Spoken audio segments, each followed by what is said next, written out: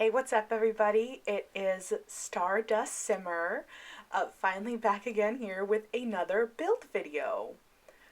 Been gone for a minute. I've recorded this, I want to say a little over a week ago, and I just have not sat down to do the voiceover. Uh, this particular build has been available on the gallery for like about a week-ish. Um, and I really wanted to build with the Get Together expansion pack again. I used it primarily when I built the cafe, and I think that's my last video. I just realized how much I love the Get Together, like, build and buy items. I don't know, like the Tudor style, and they have like some stained glass windows. It wasn't something that before doing that build that I was using a lot. And I mean, I don't know why. I mean, I don't know, I just wasn't using it. And I ended up liking it so much when I did the cafe. I was like, I'm gonna build a house, like a little Tudor cabin, little Tudor style house, using the pack. So that's exactly what I did. Um, I really also wanted to build like a really beautiful and lush garden.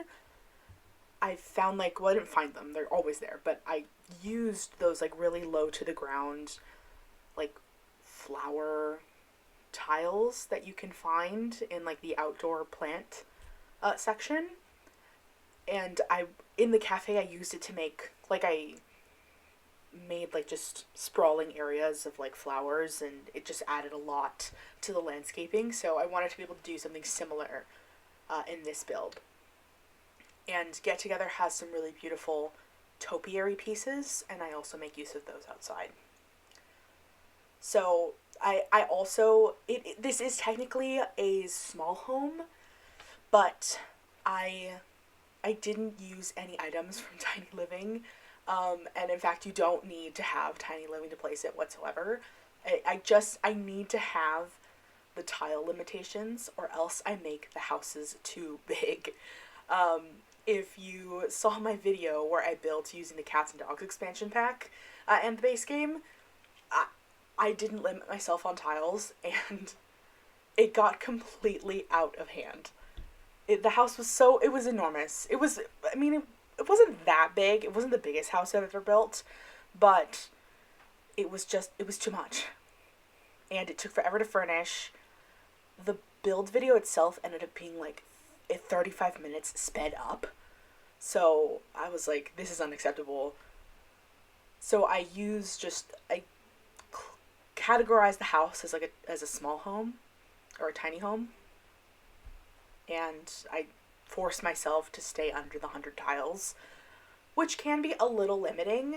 I definitely see myself using it as like a base parameter, and if I feel we need a couple extra tiles in the future, and if I don't intend on making it a tiny home, like, I might give myself a little more leeway.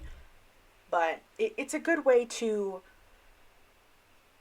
I don't know, keep it like really tight, and so that we don't take up more space than is strictly necessary, which there's nothing wrong with that. But I feel that when you build smaller, obviously things are closer together. It's easier to clutter things up and make things look just cozier, more filled in, more lived in, even. I'm really glad that I did stick with that, I don't know, challenge? It wasn't really a challenge, but I set those parameters for myself.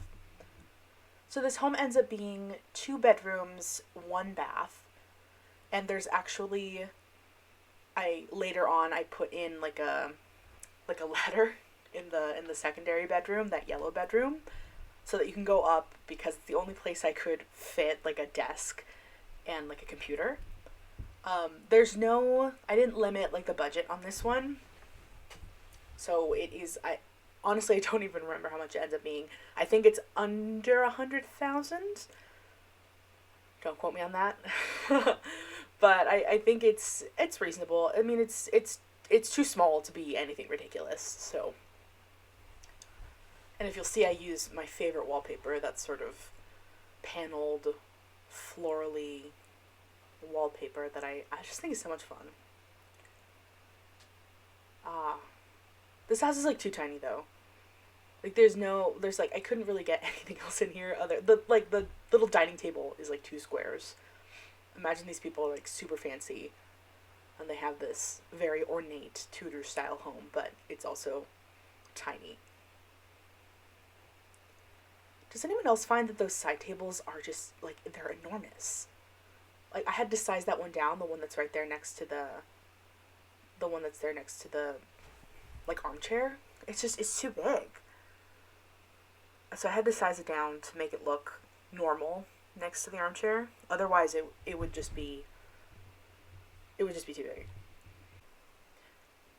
I'm trying to get the artwork right. And when you limit packs, and I'm sure anybody knows that you get super limited on things that you can use. You can make a lot of really great stuff with a base game, but when you're going for like a particular style, I find that it's difficult to really get what you're going for when you have such limited packs. But I really enjoy the challenge. I feel I tried to do something where I was like, I'm not going to limit packs and I'm not going to limit like my budget. I'm not going to limit the size or anything. And not that it was boring because it's fun just to build. But I was like, there's no challenge. I'm like, I can kind of just do whatever. And you can let your imagination run wild in that way, but you definitely use, I think, a different part of your brain when you're trying to not hack, but figure out how to make something look really beautiful and lived in and, like, correct with just limited packs.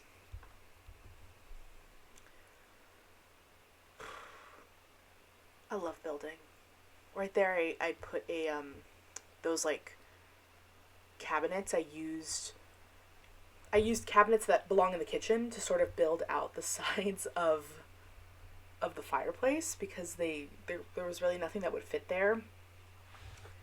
And it just ended up being kind of an awkward size. So I shoved those cabinets in the side to try and make it look a little bit built out. And I think it worked out. I'm not upset at it. And here I go cluttering this side table, and I ended up deleting it, actually. Like, that side table ends up not being there in the final build, because that's where I put the ladder to go up into the little tower. And I kind of shot myself in the foot a little bit, because this room is tiny. I, like, couldn't reasonably fit a chair in that corner. I just ended up putting some plants and cluttering up this dresser here. I guess it's not. It's kind of a kid's bedroom. It's not really decorated for one, so it's just like another adult's bedroom. I've struggled so hard with this like chimney piece. Like, it's a roof decoration, but like it's so weird. Like, once you place it, if you want, like, it'll place correctly like the first time, but if you want to move it somewhere else, it will just like hover above the roof piece. It's so odd, and it's a little bit annoying, but I mean, the game is buggy, but we love it, right? We love it, right? And I just that I've filtered out all of the other packs, and I'm just looking at Get Together in the base game. I'm finding pieces that I was like, I didn't know this even existed, like those fake dormers. So that's cool, man. I mean, they don't work and they're not real, but it's kind of fun. Oh, and there I go, putting the desk up there. I play tested it. Like, your Sims can go up there and work with it just fine. It is a little awkward. It's just like a ladder in the corner of that room. I guess I could have, like, I don't know, taken out that dresser that's right there and put the desk there, but it's a little fun, it's a little whimsical. Why not? In other news, is anybody a watcher of Good Mythical Morning? I recently started getting into their content. I know they've been around forever. And obviously I've known like kind of about them. I have friends who like really watch their content and have for a long time, but I just started getting into them recently. Obviously they have like a bajillion videos. They're gonna, I think, come up into their 3,000th video, and I think that's just on Good Mythical Morning, and then there's Good Mythical More. Um, it's they. I've been listening to them in the background basically as I've been building.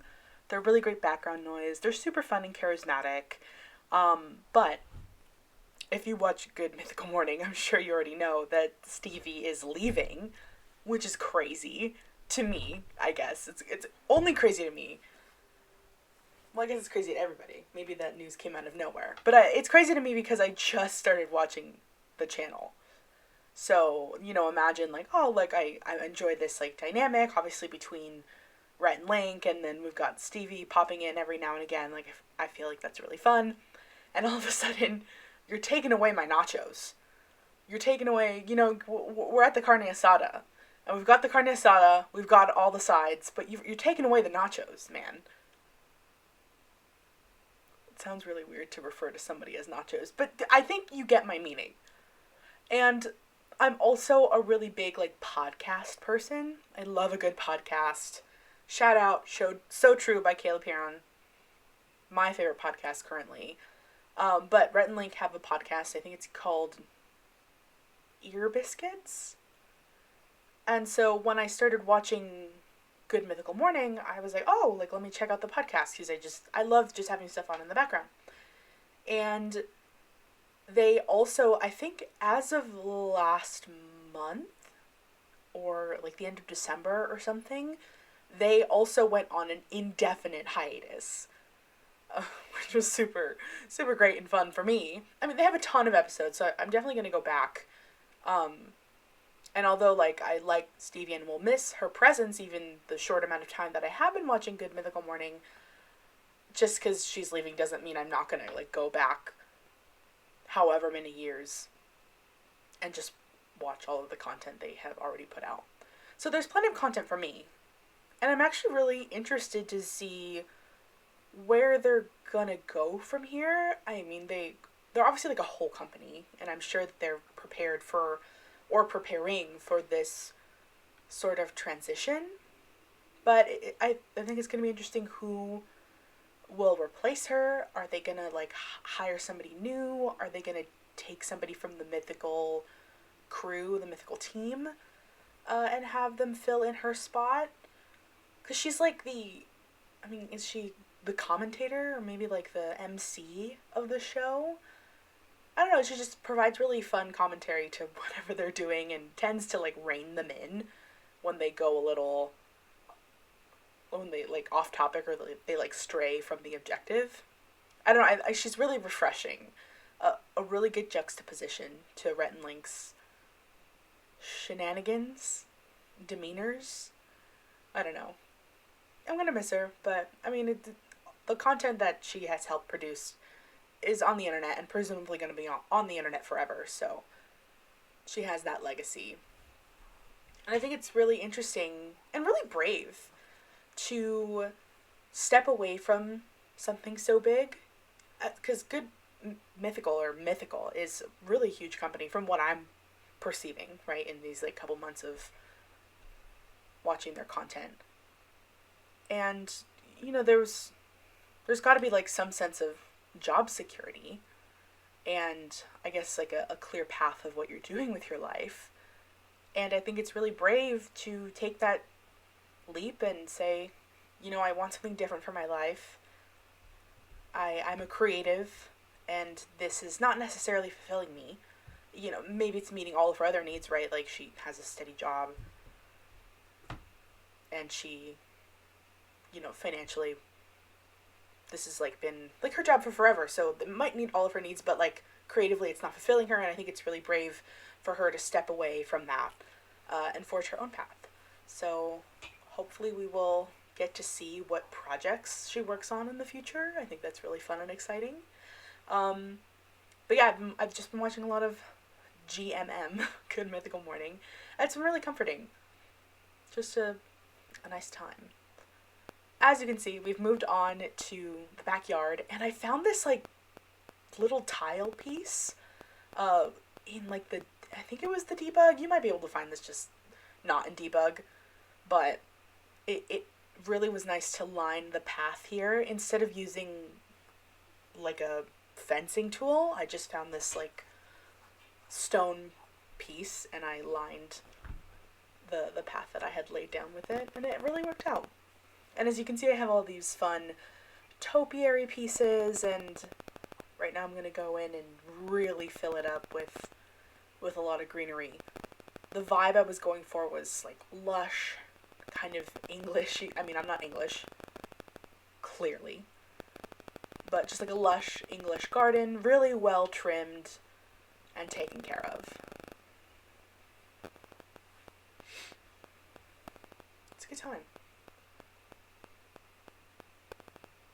I love this. I love, like, spray painting down the paths. You can get a really organic feel for everything when you do that. I loved, like, see, I'm laying down these, like, low to the ground sort of flowery pieces, flower tiles. I love doing this so much. I really want to, I think, build a park for one of the next videos. The next video that I've recorded is, what is it? Oh, I built a gym. Oh, and that was really fun. And I sort of don't like to do any one kind of a build in a row. Like, doing, like, residential builds, I'll do a couple of those, and then I'll do, like, a community lot, like a gym, and then I did, obviously, the cafe, but I sort of like to offset them. But, I mean, there's no rules, really. I can just kind of do whatever. Like, if I want to do a community lot, being like a park, just so I can landscape a ton, like, why wouldn't I do that? Coming up, I'm probably gonna try and do something that has a few more packs, like more than just like one or two. Maybe I'll let myself go buck wild and just do unlimited packs for a community lot, but I don't know. Again, it's sort of fun to limit yourself, even if it is like, okay, I'm limiting myself, but it's a bit of a challenge, and it forces you to really work with what you have. And then you're not digging through the catalog for the one specific item that you want to find. Because when you have more packs installed, like, obviously, like, you're going to have more build and buy items, and you're just scrolling through everything, trying to find the exact right thing. And the one big gripe that I have is the wood tones. And if you've spent any amount of time building in The Sims, you know the wood tones. They don't sync up, like, for anything. Like, we have, like, probably 700 different tones of wood, and between the packs, like, almost none of them are the same. They're very close, but they're, like, a shade or two off, and it's very frustrating. That's why if you can try and, like, limit your packs, you're more likely to get a more consistent tone on the woods. Obviously, we're just using Get Together here, so we're gonna have matching wood tones, but if you're trying to pull from, like, Seasons and then Cats and Dogs and you know, another random pack, Seasons is the woods are very warm, and in Cats and Dogs they're very cool tones, so they don't, like, stylistically they mix. I think you can mix them pretty well, those two packs, but in terms of colors, a little bit difficult. I actually just got the Businesses and Hobbies expansion pack because they're having a sale, like, EA is having a sale for Lunar New Year, so I picked that one up. It was like, I think it was like 40% off. And I might grab one more before the sale ends tomorrow, so let's see if I pull the trigger. And if I'm gonna buy another one, I think I'm gonna get for rent so that we can build some apartments. I think that could be really fun. But I got Businesses and Hobbies because I want to do maybe, this is a big maybe, I would like to do maybe like a rags to riches style thing where like we have a sim, like, no money, and we just have them build up a business, and I think Businesses and Hobbies would be a really fun way to do that.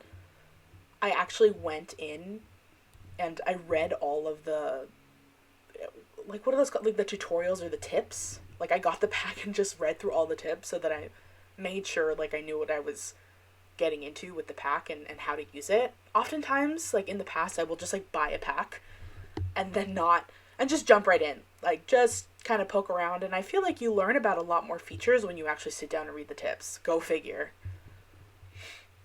Looks like we're finishing up here. We're adding that like brown terrain paint. I went with a darker shade than I usually do, and I just like to put them underneath like all of the greenery and the bushes. I think it just adds that extra level of depth that you wouldn't ordinarily get just having it green. Although I feel like I picked a shade like that's too dark. Oh well. You know, say lovey.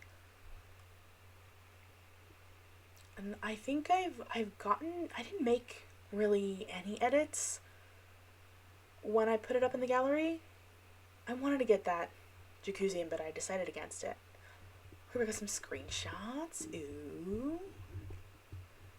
I had my sim go in and to play test, and they like carved up, or they trimmed the bonsai, so it's got like a nice little swirly pattern, and I uploaded it that way to the gallery. So that's kind of fun. I really enjoyed it. This was a fun time. Thanks if you're still here. Thanks for sticking around. You have a great day, everybody. Take care of yourselves. And whatever day of the week it is for you, have a good weekend.